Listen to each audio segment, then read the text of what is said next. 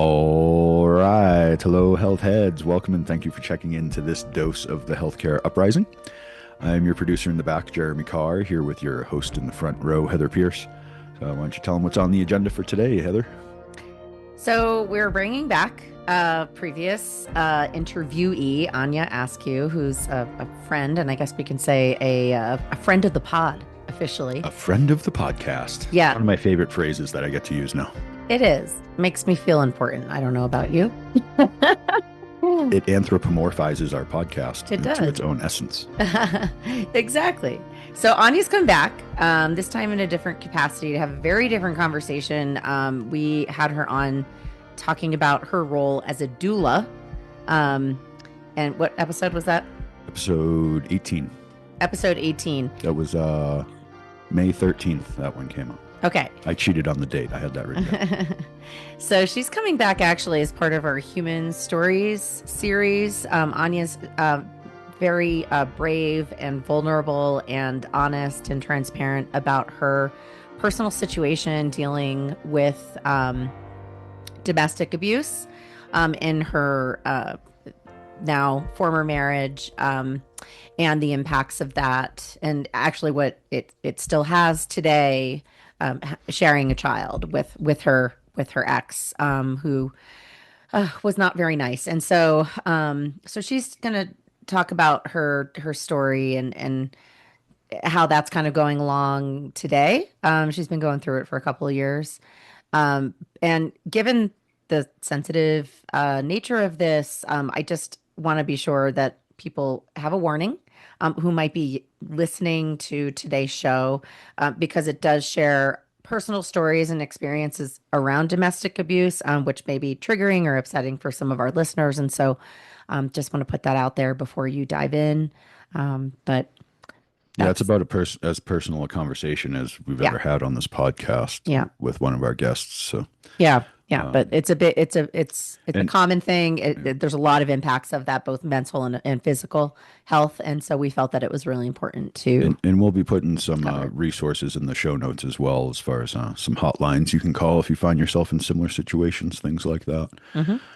And we will be talking about certain aspects of healthcare in this. It's kind of her mental health journey for her and her kids going through it, as well as some physical health stuff. But without further ado, here's a little more serious side of the healthcare uprising, but our conversation with Anya Askew.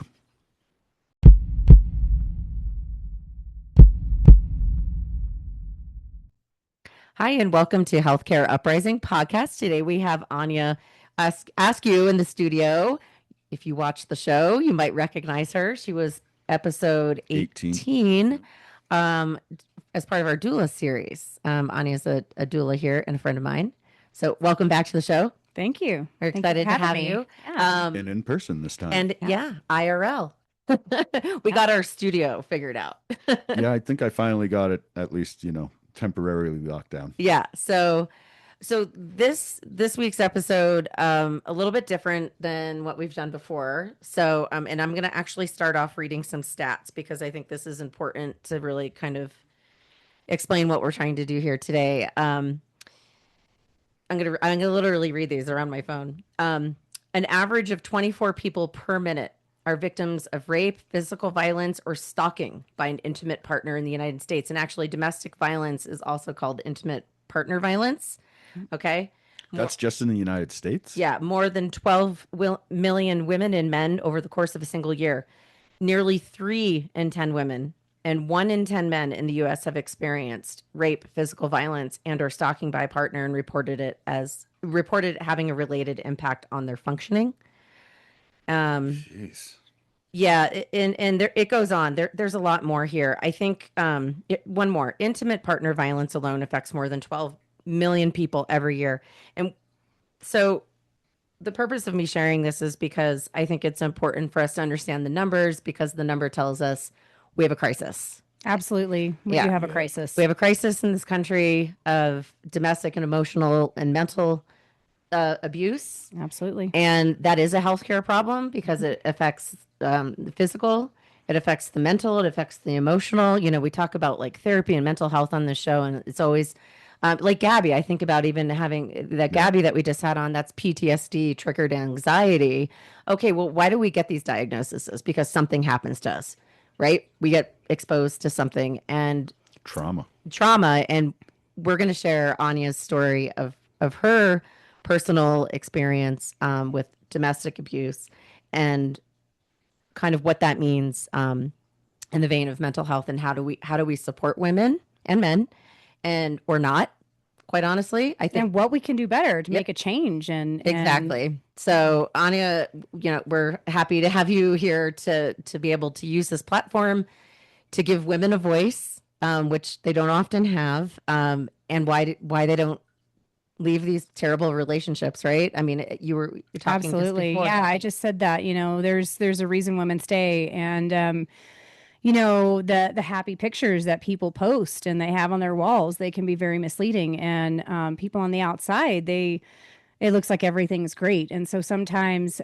people are covering that up. And I certainly wanted, in my specific situation, I wanted the relationship. I wanted that perfect family picture, even at my own detriment.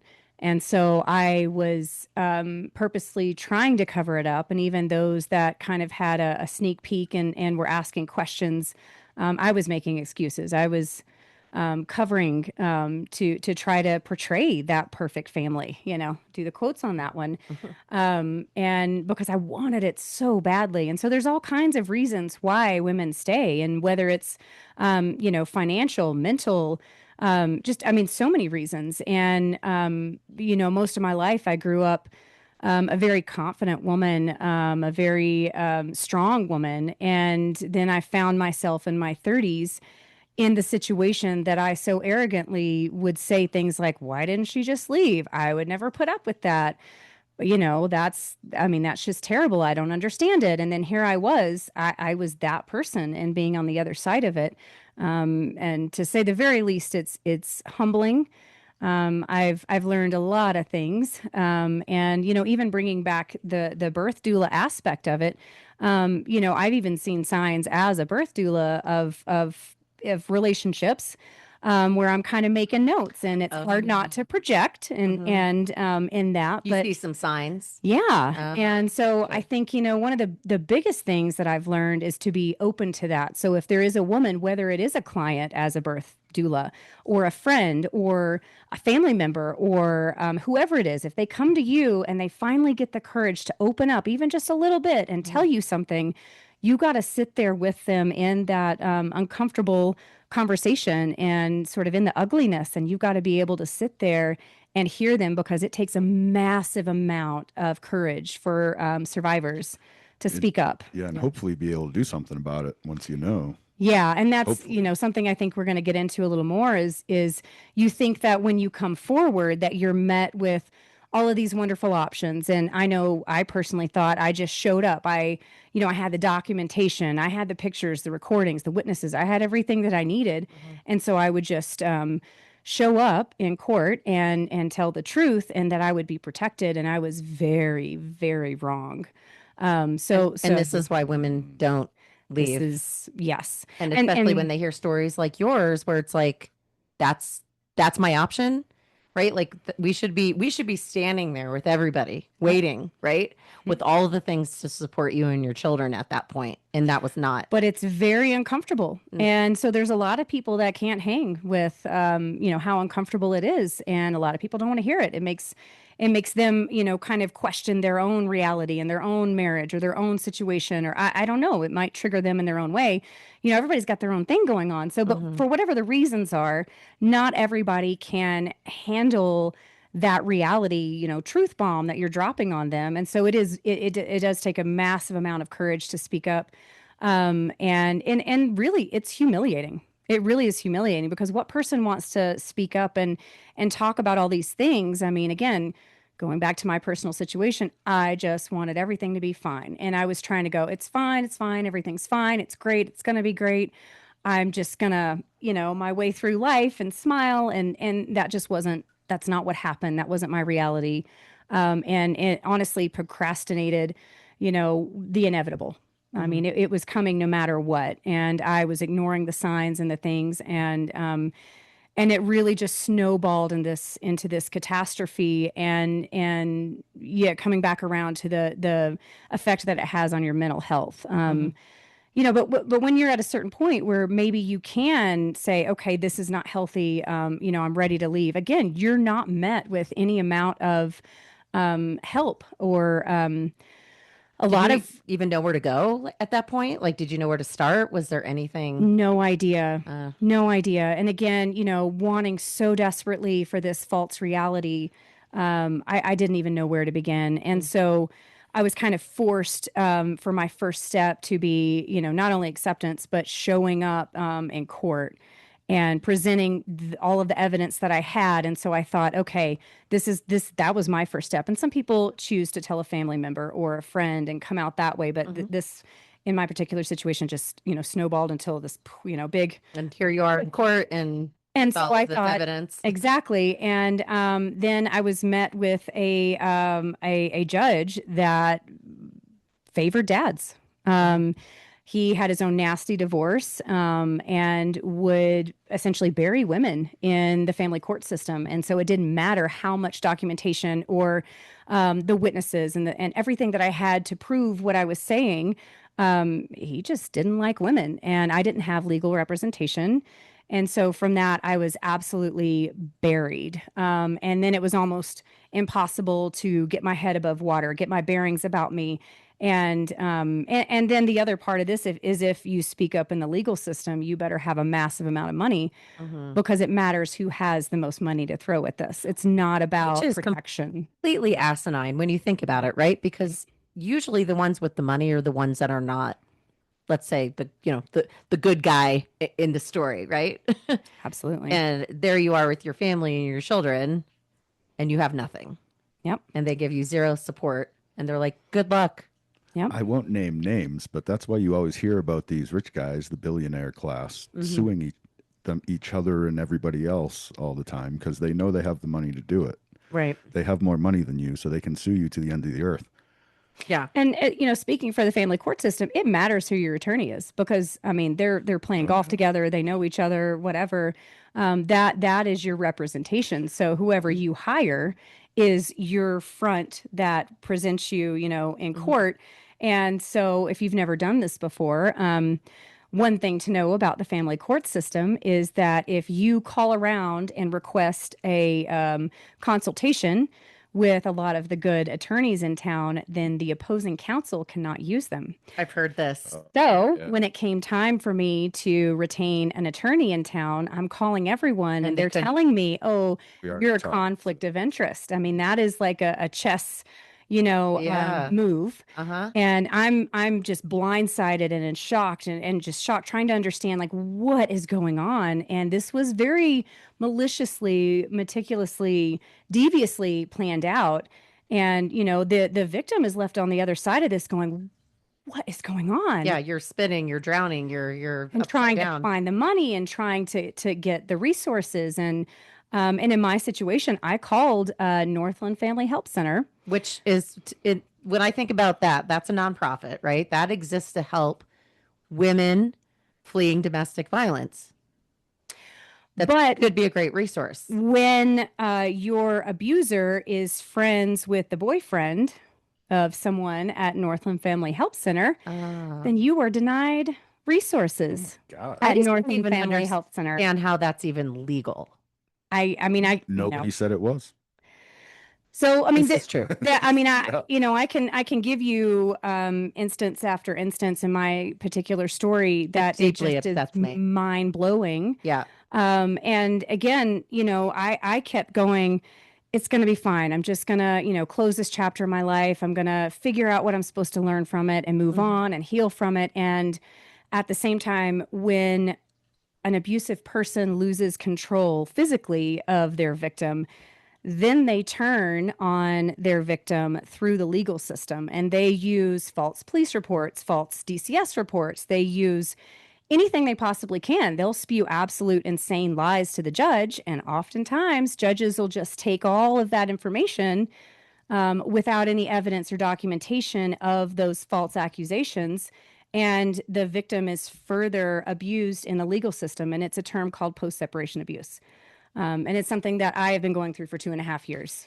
And meanwhile, okay, so and I want to back up a little bit. You went to Northland. Normally, that would have been a great resource for somebody, right? Absolutely. Like Normally, had that's a you great resource. had you had gotten the actual support that they should have provided, do you feel like that you would have at least felt like you were getting kind of all of the guidance and the mental health support and maybe the physical, maybe safety, right? Like safety is health, you know, all the Absolutely. things. So, And you didn't, Family Help Center, they help women who need a place to stay, right? clothing.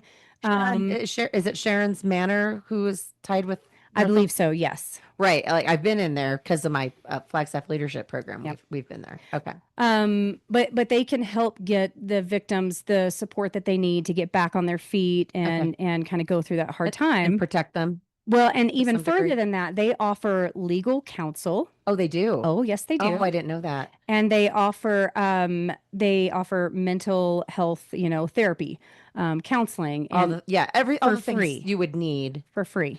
So my children and I applied for trauma therapy because, if you back my story up, I was widowed in 2015 with 3 young kids. And so my children and I had already been through trauma before the second part of my story. You already had a tough run, Yes. and you were still on your own, right? At that point too. Well, yeah. Like it's not like all of a sudden. Even when I remarried, I was on my own. Yeah. But yeah. so when I went We to didn't go really get that in the interview here. No, we didn't talk about the I don't know if you want to go the into backstory, but yeah, we don't have to. We don't. we don't have to touch on that. Just maybe to highlight that my children and I were everything that you would think of when children need free trauma therapy.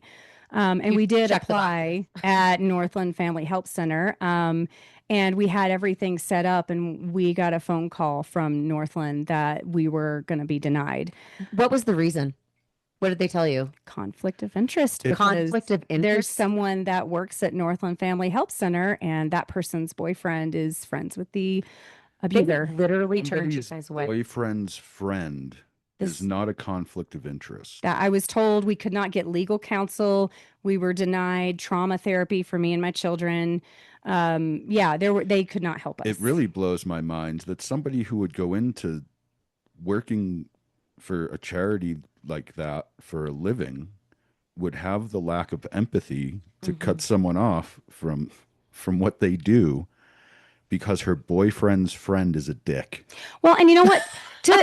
Thank you for Like, putting it that way. seriously, like, Jeez. that's what we're looking at, right? Yeah. On that, I think that let's kind of not to go too far down this rabbit hole, Right. but the people that become abusive, the people that have whatever those borderline personality disorders might possibly be, certainly not a professional, not trying to diagnose anyone, but whatever makes someone tick that would do this to a spouse and their family, they're really smart. And a lot of times they're really good at portraying a different version of themselves. And so, there is a good chance that the people on that side of it are thinking, oh, there's this great person, but he seems like such a nice guy. I can't tell you how many times that stupid line is used, or I've heard, over and over again. But he seems like such a He nice seems guy. like such a nice guy. That's the textbook sociopath right there that you just Yeah, described. Like exactly. literally textbook definition of sociopath. Okay, so they denied you. Yes. Is there any other services in this town that offer that same kind of support? None that I'm aware of, but So there's victim witness. We can get into victim that. Oh, victim witness. Actually, I know them. Okay. Normally, they are a fantastic resource. However, when you are dealing with an abusive, very meticulous, very smart human being, in that capacity, they will weaponize even victim witness. How? Oh, the stories that they tell, judges and law enforcement, and then they can claim to be the victim, and it is insane because you've got the victim that's on the other side of it going, what is going on? I loved you so much. What are you doing? Why are you hurting me? Why are you hurting my children? Like, I love you. You need to get help, but I love you. This is, again, true story. Yeah. And then you've got this other person over here that weaponizes it. And specifically in my situation, a lot of the things that were being done to me, for example, calling my late husband's family and my friends, and emailing my employer, stalking, putting an air tag in things, and all of this stuff, all of those things that happened to me, actually, I've never done it, but they were said that those things were done to them. So they're the ones doing these terrible, But saying you're doing all of it. and saying that I'm the And one believing. doing them. And then you've got a judge up there going, oh man, well, it must be true because this is too insane for anybody to make up. And then the victim is actually punished for the things that are being done to them. It is a world I wish never knew existed. Ugh. So when you finally get the courage to speak up and you're trying to piece your life together and move on just from the abuse and the devastation, you are met with further abuse. And it's even, I mean, I don't want to say that it's worse than physical abuse and in the home abuse, but it's a level of further traumatization. And if you can't get the proper resources to help you, and then you've got people in the community, they're going, "Ooh, I don't want to get in the middle of this. This is high conflict. I don't want to get in the middle of this. This is a he said, she said situation." And that's not at all true. That's not at all true. And then the victim is often left completely isolated in many, many ways, not just from resources, but even from community members. And I will say this too: when I became a widow at 31 years old, I was met with 3 months, I think, of meals. I had a meal train that went for a long time that fed me and my kids, and I was an absolute mess, and had people in Flagstaff not shown up for our family. I mean, they carried us through when we didn't have the strength to carry on. And we were met with such amazing support. And as a widow, I had people checking in on me and inviting me and trying to do things for me and my children. And then when you go through something as uncomfortable as speaking up about domestic violence, you are not met with a casserole. You are not met with a meal train. You are not met with people in the community saying, "How can I help you?" You might get a fraction of that support, but it's mostly like, "Ooh, high conflict. I don't want to get in the middle of this." And again, if you don't have the professional resources, you don't have the community support, I mean, it is very isolating. And then to bring it back around to your mental health, yeah. So A lot is sacrificed. I mean, and not just you, your children. absolutely. And so we've got a whole family that is essentially being entirely and completely, in every sense of the word, failed by the system, by the community, by the people that are supposed to help you. Literally, that's their fucking job. Yep. You're going to have to bleep that. But I that, thought it was appropriate. I mean, that's maddening to me. And, Yeah. and we wonder, right?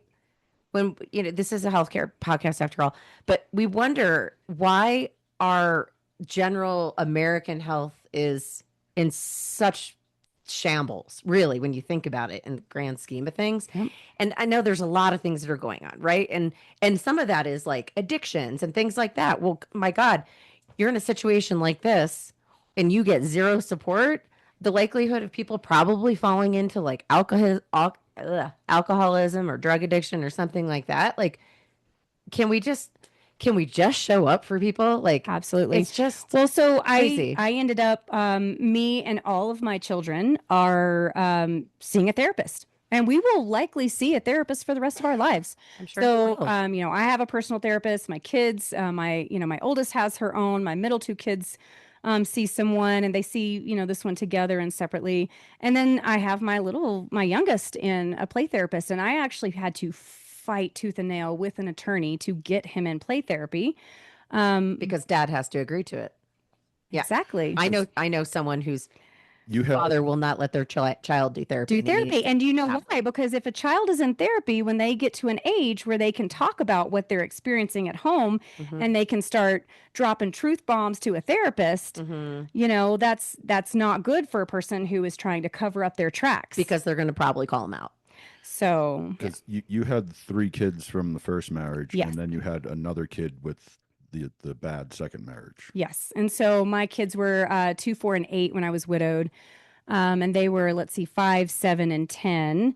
At the time, I entered into, a new relationship, and I did not want to date as a widow. I literally didn't date. It was the very first person that I dated after being widowed I remember after when you met two him. years. You were in Yeah, mentally you were in a bad spot to begin with, I was. which is how you get into a relationship like that usually. But these type people are really great at They sense charming me. you, and you're talking about all these things, and they're taking notes, and they know exactly what to say. And so me and my kids were convinced that, I mean, this was going to be the person that was going to be this amazing dad to them. And in that first year, he showed up as an amazing dad. He checked every single box, even though there were red flags personally that I should have seen. As far as my kids, he was amazing. Went to all the recitals, showed up for the science fairs, whatever it was. And then, asked that he wanted the whole experience of having a child. And so I was like, yeah, I'm 36. Maybe I can go for it one more time. I love babies, that's why I'm a doula. And so, but the minute that I got pregnant, the abuse began. And, not to go too deep into that, but when I was on my honeymoon, I was already 14 weeks pregnant. And on a 5-day honeymoon, 14 weeks pregnant, I was curled up in the fetal position 3 different times. Once in the bed, once in the bathtub, once in the truck, just, curled up, like terrified. Is this going to turn physical? And honestly, praying, like he's got to be listening. Whoever the creator is has got to see this. Somebody's got to hear this. Like, I couldn't even believe it was happening. And there was a certain point, you fast forward and it got worse and worse. And there was a certain point I kept thinking, okay, I need to journal. So I started journaling, and I was journaling everything for probably 6 months, and it was pretty bad.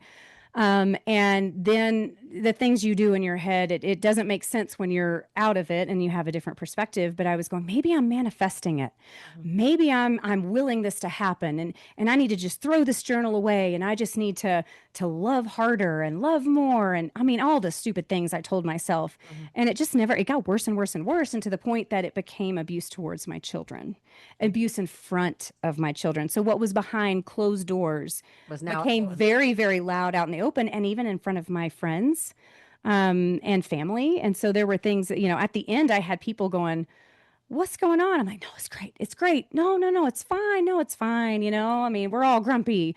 And so it is hard. And so then I remember thinking at a certain point, like, okay, it's time to speak up. Nobody's going to believe me because I've been singing his praises for a year, 2 years, whatever, in the very beginning, and so desperately wanting this and trying to will that I wanted so badly. And I thought, nobody's going to believe me, and they're going to think I'm just, postpartum, or that I'm being emotional, or all these things.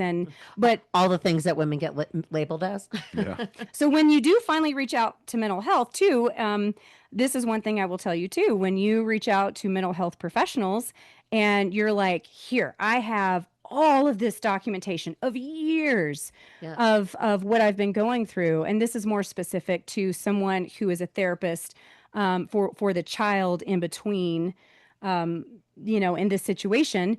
And the therapists are all like, oh, but you guys need to get along. And it's like, okay, no, I'm down with that. But can you just see what the child is going through? Can you see the instability that has happened the last several years and why some of these behaviors with this child are happening? Can you please take a look at that? No. Yeah, that's fine.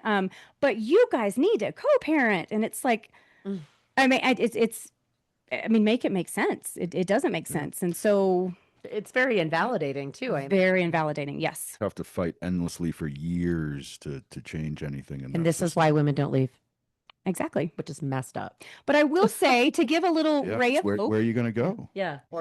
If you don't have financial backing, you don't have a family that can take care of you, or the money to take care of yourself, where are you going to go? Well, so 2 things to touch on. I showed up in court without an attorney. And that was, they buried me to a point that it was very hard to recover from. But I will say, to give a ray of hope into this, we like rays of hope. yeah, The there's a ray of hope. There is a massive change happening.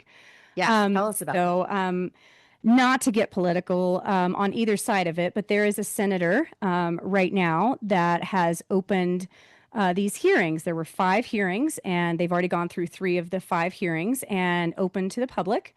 and just so happens to be down in Phoenix. And this is the first in the nation of its kind. Oh, is it really? Yes. Yes. Oh, do you want to say the name of the senator? I mean, Senator Mark Fincham. let's give him some credit. Oh, he's wonderful. Yeah. So I'm not diving into what he believes politically. I'm not trying to take a stance as far as that goes. He is my hero because he's one of the first men that are giving women who have been in a domestic abuse situation and more so post-separation abuse through the legal system a chance to come tell their stories. Okay. And so, I mean, I sat there. I've only been to one. I went to the second one, and I put my name in to speak. But the hearings went so long. There was such an outpouring of women just desperate for help and to share their stories that I didn't get the chance to talk. How many people do you think were there?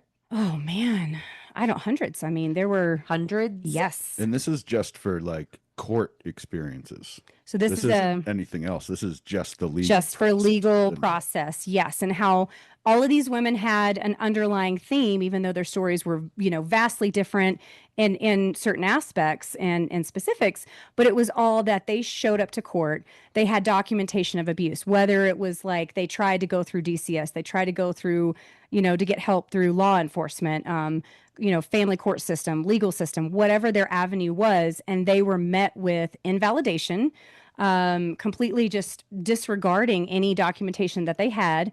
And the court system is like, okay, well, he was abusive to you, but let's still do 50-50 custody. Or, oh, well, I see that, there's this that's concerning, but I'm sure like the child was out of control and there was a need for that. I mean, just the insanity that these people say when you're just begging for help, and these people come back around to now 50-50 custody. He seems like such a good dad. He seems like such a nice guy. And all of your documentation is possibly be true, right? And that's a lot of times what women are met with. Yeah. There's got to be three sides to the story. There's got to be more to the story. She's not telling something. I mean, and I'm not saying that dads, don't go through this. There are dads that experience post-separation abuse. They do, but I do think have a friend who has, I know a guy who has a very similar story where the roles are just completely flipped. Yep.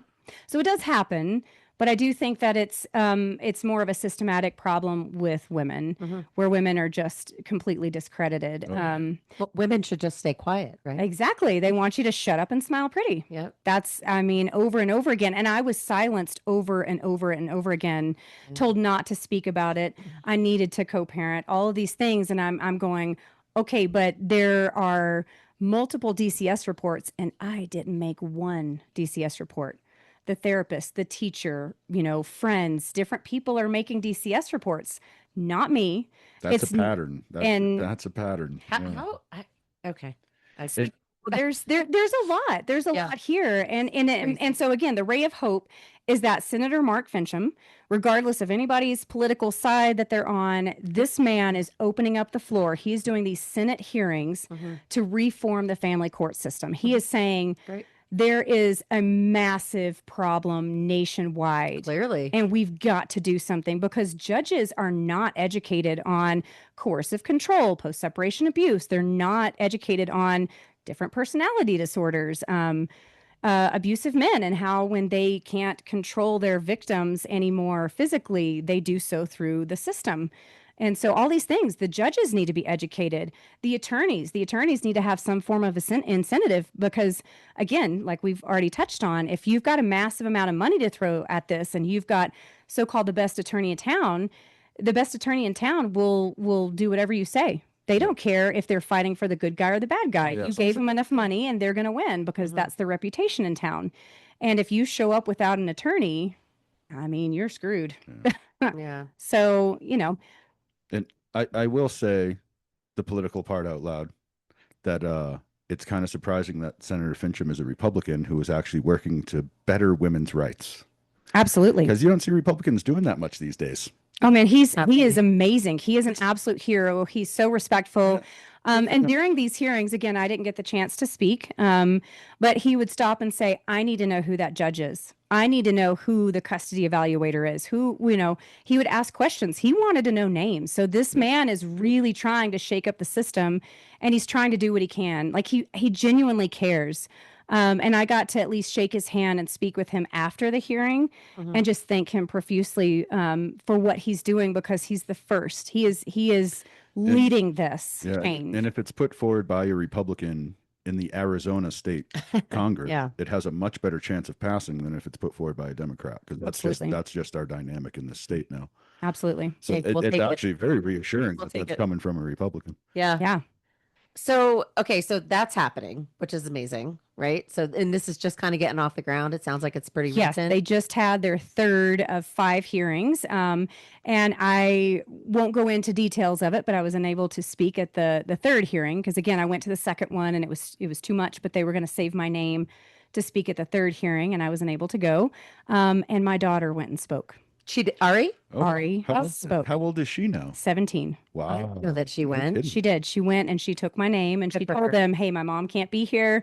And she spoke at this hearing. And oh man, bless her heart. Did All anyone that record she's that? been I through. want to see that. Yeah, I got that video. Yeah, I Oh, wanna see okay. that too. Yeah. And so, but and I will speak on the judge that made all of these illegal rulings against me. She, called him out, but there has already been a major change just in Flagstaff that happened before this is happening on a bigger level, bigger scale. But in Flagstaff, this one particular judge was just destroying mothers and families. And there was a class action lawsuit. Thank There God I was was here in a this town. there was a petition for his removal, and now he is They got together on it, huh? they have. And good. so I did not lead that train. I shared my story as a part of it, but I was one of many in this town. And it made enough ruckus that this judge got put on administrative leave. Good. He is no longer on any bench Good riddance. in the Nice. Coconino County court system. Right. That's why we call it an uprising. That's right. Sorry, I have to say that You know, in my contract. It's true though. Like we have to take the reins, right? If we don't advocate for ourselves, whether it's in this situation for our health, right? Like at the end of the day, this is about our physical and our mental health and creating happier women and children and families, right? And staying quiet, honestly, just about took me out. I mean, I lost a piece of my soul trying to stay quiet, trying to just, smile pretty, shut up, do what I was told. And they were going to fully bury me. And it got to a point where I was like, no, I'm done. This happened to me. This happened to my children. We didn't do anything to deserve this. And this is the truth. And here are the receipts to prove it. And if the judge isn't going to listen and I don't have enough money to throw at this anymore, what is my next avenue to get this out? Because nothing. You've just we're doing therapy. I'm moving on with my life. I'm very happy with my life. My children and I are free. I wasn't allowed to play my guitar, and now I'm in 2 bands. yeah. So I'm loving my life very much so. My children are thriving. Their spark came back after having somebody abusive, not just to me, but abusive to them in the home. My children are thriving, and they are just, our lives are so beautiful outside of the abuse in the family court system and the lies that's been spewed and the money we have to spend and all this crazy, all this craziness that's going on, this world I wish didn't know existed. Everything is really great. And so for a while I thought, just focus on that and stay quiet. And that was going to destroy my beautiful life, staying quiet. And it got to a certain point where it's like, no, we need to make change because I may not can undo some of the damage that was done to me. For example, an illegal order in the court system that took my sweet baby boy, who was a 3-year-old at the time, illegally took my 3-year-old away for 77 days until I gained enough money to hire an attorney to file a 155-page appeal, which was upheld immediately because it was a blatant illegal order. It was horrible. It was insane. How does this even happen? I'm telling you, it's a world that I just wish didn't know existed because It's how broken our system is.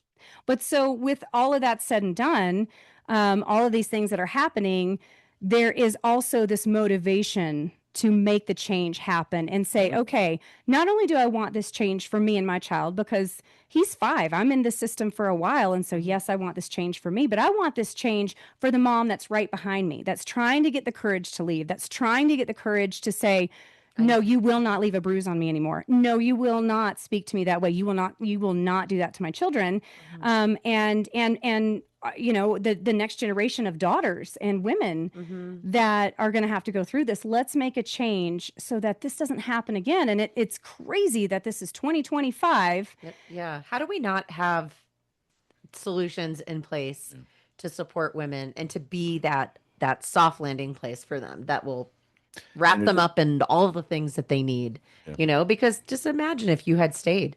Yes. Oh You man. could have been sent to the hospital. I don't think I would be here. And You could And have been I don't mean hurt, that lightly. And I don't mean that like badly hurt. yes. Yes, I think that things would have come to a head, and we already saw that last summer with Kelly in our town. God rest her soul. Yeah, you're that great point. And there's a lot of women. You're talking about Gabby Petito. You're talking about the three little girls up in Washington. There's a lot. There is a story in the news constantly Yeah. that is this same realm of abuse and just insanity and evil. I mean, Right. it's just straight evil. And until we stand up and say something and say, no, I actually went through that too, and I understand how you feel. And so not only does there need to be, Senator Fincham that's doing this amazing thing and letting moms have a voice and going, okay, how do we do it? What do we do? How do we change family court system? But one thing that I've seen that I have been motivated to hopefully do one day is to start a support group. And that's very hard to do as a single mom, multiple Yeah. jobs, starting my own business, all these things, two bands. Ugh. Well, I mean, We need Yeah. a support group for moms that are going through this because Yeah. there's a lot of them. And not real just change yeah. only comes from the people. Yes. You know, the We see that all the politicians aren't time gonna do here. it, courts aren't going to do it. Real change has to come from the people because enough people need to want the change and make it happen. Yeah. And that's the only way, real, lasting, effective change. That's the only way for it. And it often happens because somebody like you, right? And this happens a lot with the people that come on our show. I'm thinking about Monica. Right. They have personal Rhea inspirations community. to be doing what it is they're doing. Yeah. Because there was something that didn't exist, there was a gap, or there was something that existed, but it just didn't do what it was meant to do, right? Like it didn't provide the support that was needed. So they say, well, screw it. I'm going to create it myself. Yep. And I'm sure there'd be plenty of people that could get on board. And now I'm going to do some research and see what's out there in terms of like kind of What's available. community support, mental health support, all the things support for women that have gone through And domestic the violence. health center is supposed to be that. And so Such a disappointment. But that- just knowing that there needs to be maybe a better domestic violence screening specifically for women who are postpartum. And so when I was 6 weeks postpartum, I was given a form at the birthing center to fill out. They take you to the bathroom and you have to, check your levels of things. And so you're in the restroom by yourself and they give you this form and it's a domestic violence screening. I checked two of the highest boxes possible. And so they called me immediately after the appointment. They were like, okay, this is domestic violence. You need to reach out and get help. And so in my head, I'm just like, oh my gosh, I'm so embarrassed. Like I wanted somebody to know, but I was humiliated. And it was almost like there needed to be, if there had been a group or they had said like, not just you need to get help. Good luck with that. yeah, peace out. But like, here are the resources. Like this is common. Right. It's okay. We've got you. like a warm handoff, almost like here, let us take you here to But these it felt people. like it felt humiliating of like, oh my gosh, I've been outed and now I need to retract it because, and I think that, with my personal experience that I learned there needs to be something, especially postpartum, because for a lot of women, that is a very common tale. It starts as soon as they get pregnant or as soon as they have a baby.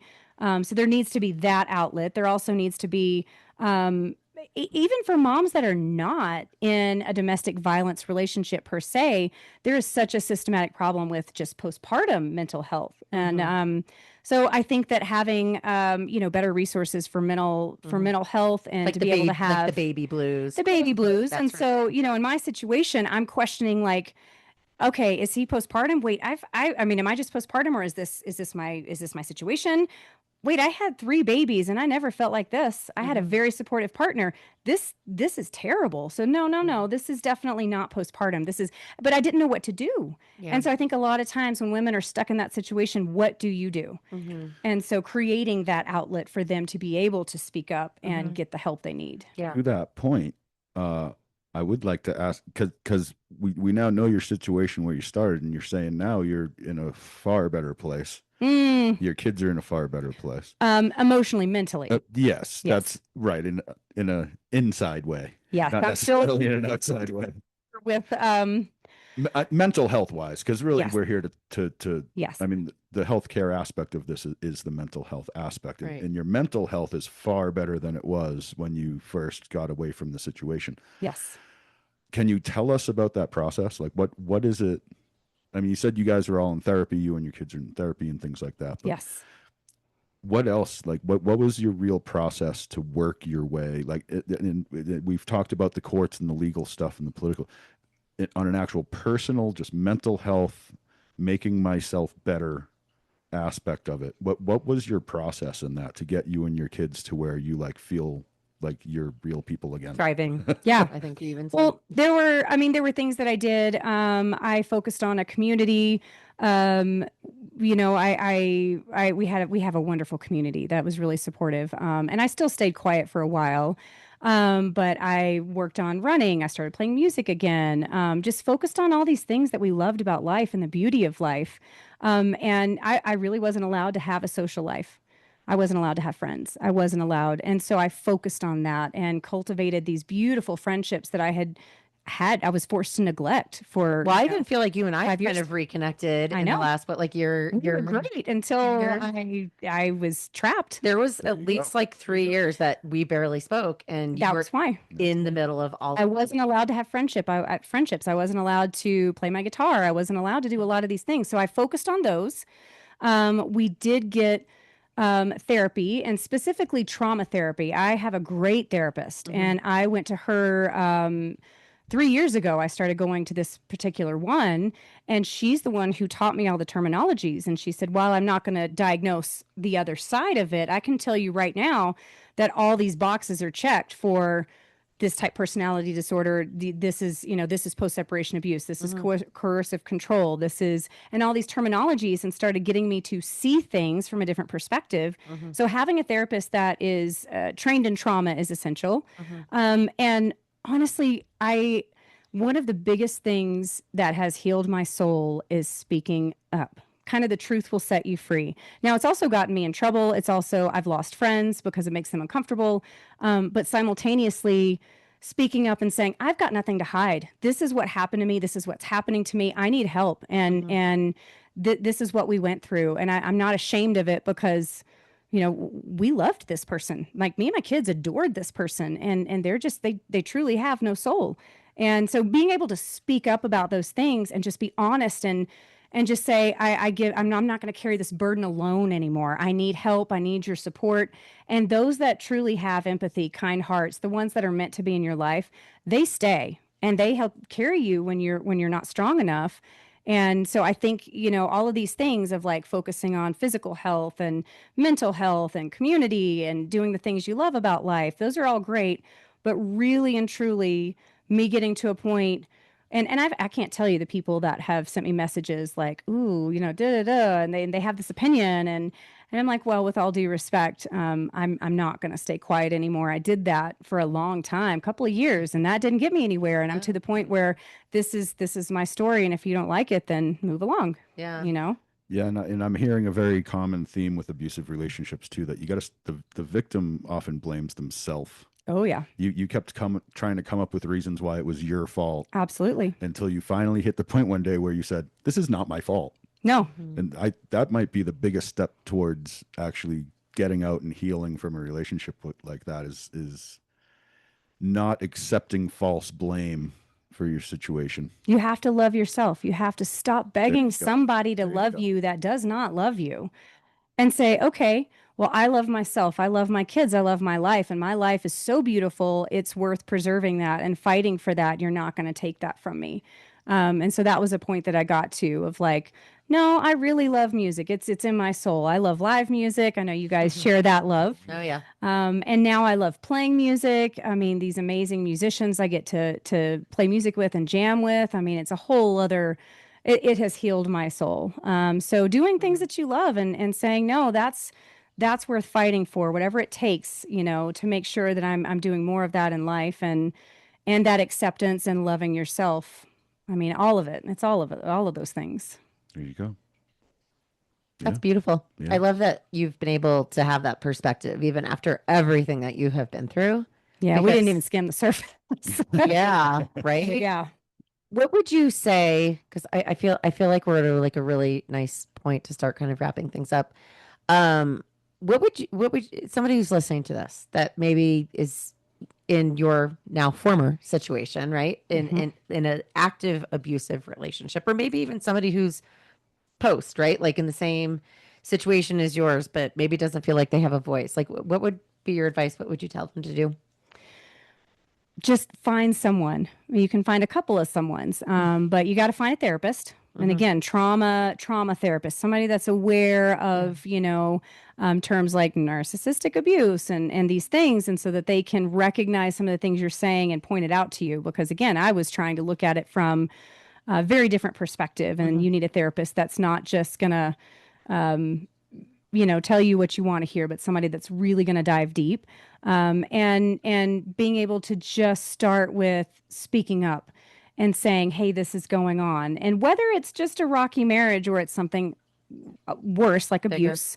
Yeah, getting that perspective and that outside help and getting support, because the right people are going to want you to have a healthy marriage. They're going to want you to be healthy, or if Mm-hmm. they see that there's something going on, they're going to want you to get out of that situation. So sometimes even having just an outside perspective, Mm-hmm. if you don't have a really great therapist, having like your friend or family, and a lot of times that doesn't work. You turn to friends and family and they don't always understand. Mm. But I guess the point being is to speak up. Do not be scared to speak up. Stop trying to hide it. I hid it for so long. I hid Mm-hmm. it for so long. Which is probably not unusual, right? Like, I It's mean, that's not. just probably normal. Actually, I wouldn't even say unusual. That's probably standard.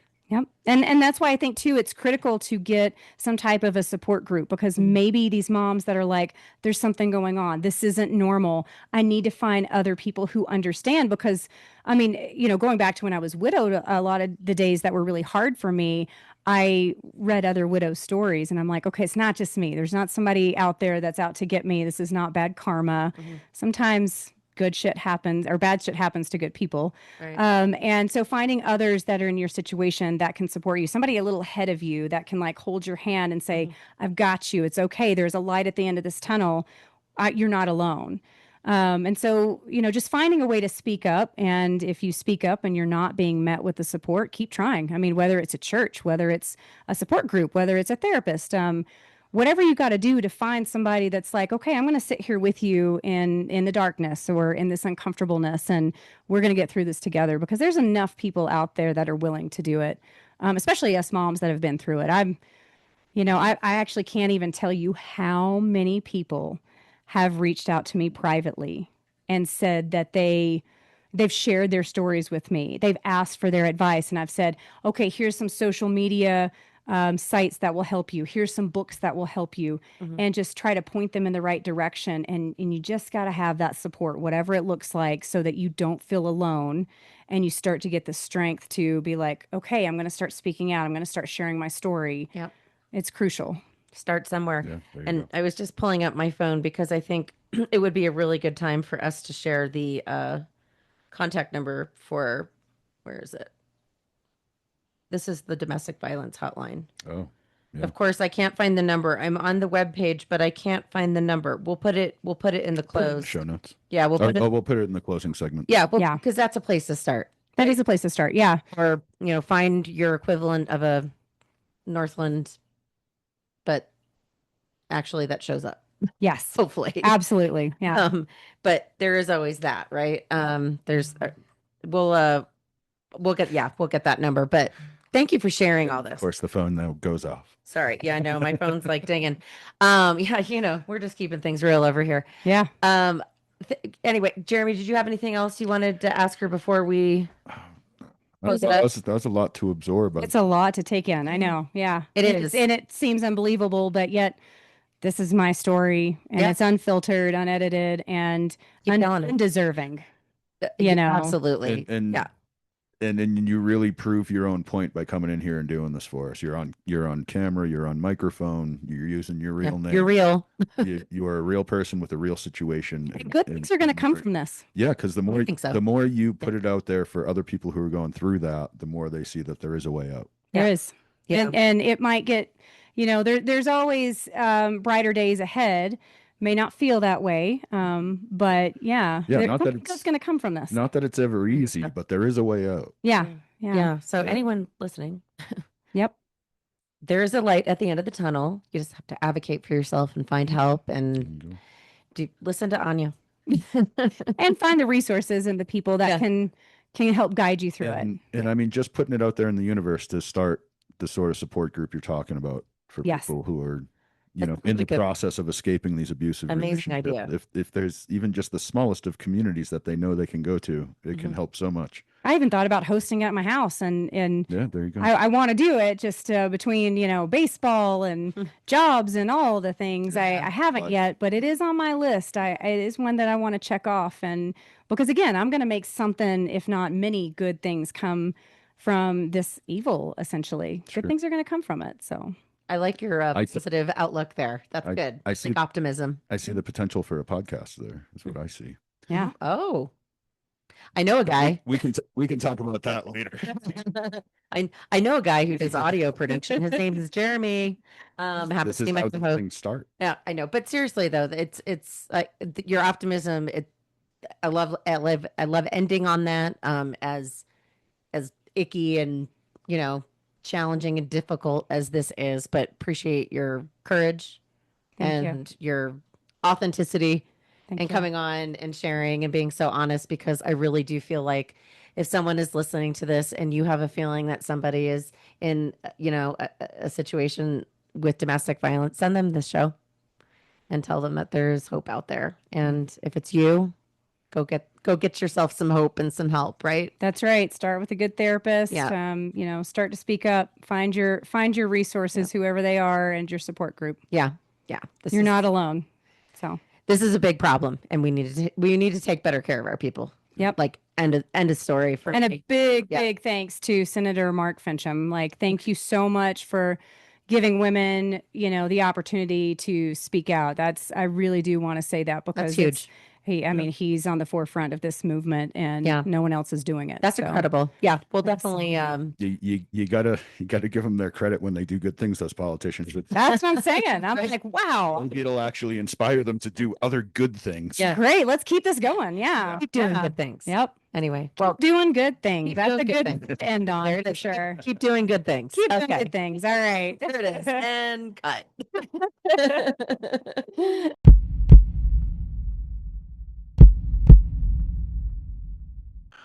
All right, and there you go. Our conversation with Anya Askew. So what's our main takeaways here, Heather? Well, I think that first and foremost, I want to say that if you're in a similar situation, if you know someone who's in a similar situation, there's help there, and I want to share the National Domestic Violence Hotline before I talk about any other things, and that number is 1-800-799-7233. That's available 24/7. You can also text 88788. The word begin to that number as well to start a conversation. And of course, they do have a website you can visit, which is thehotline.org. So there are resources. There's local, organizations and nonprofits in every community that can help support you if you and your family and your children if you're in a similar situation.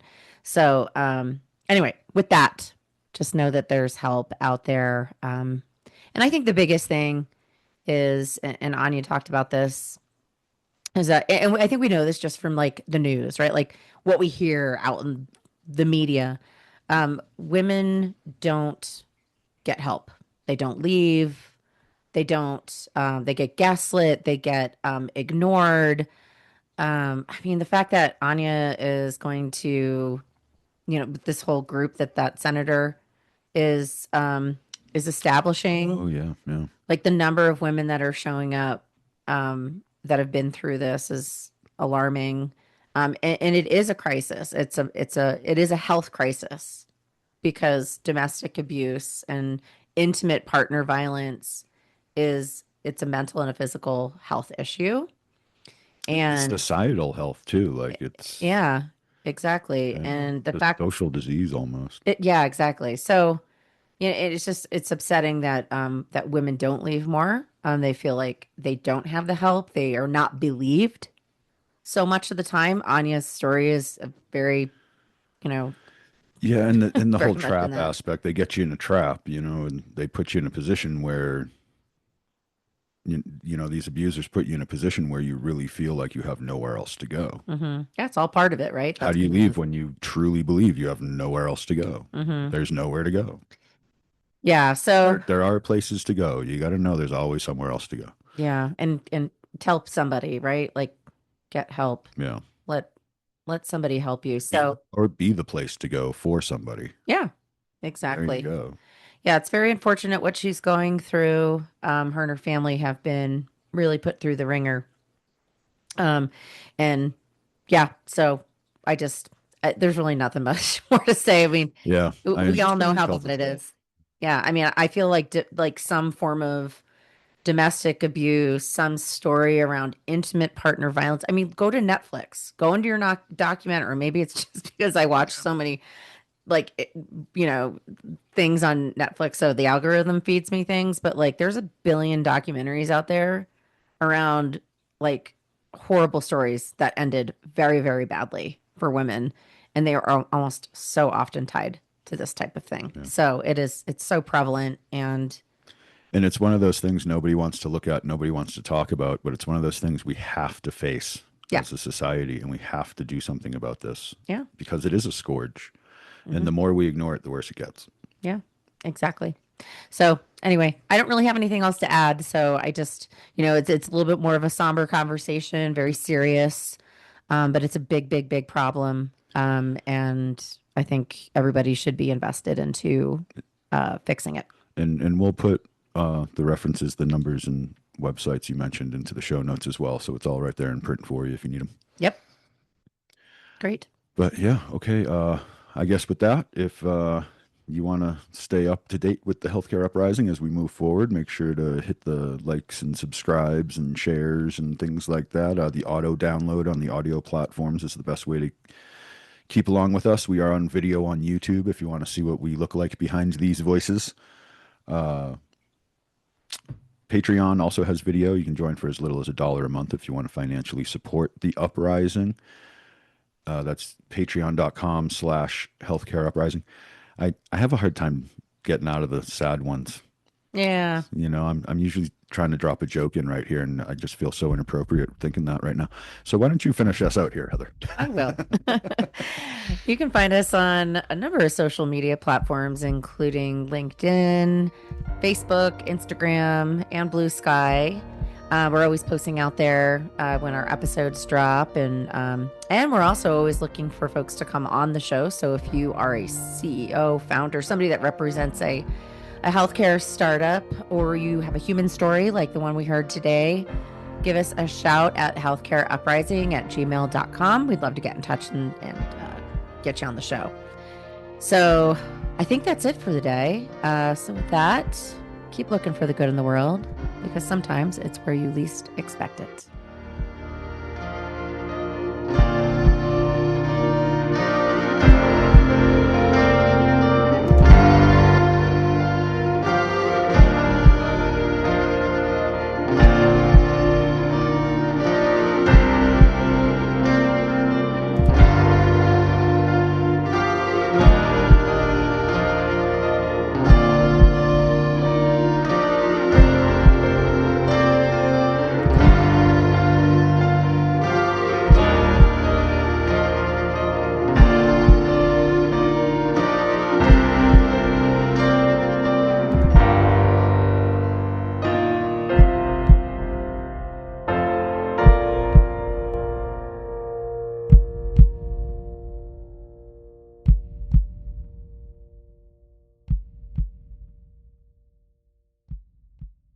This has been a Shut Up production.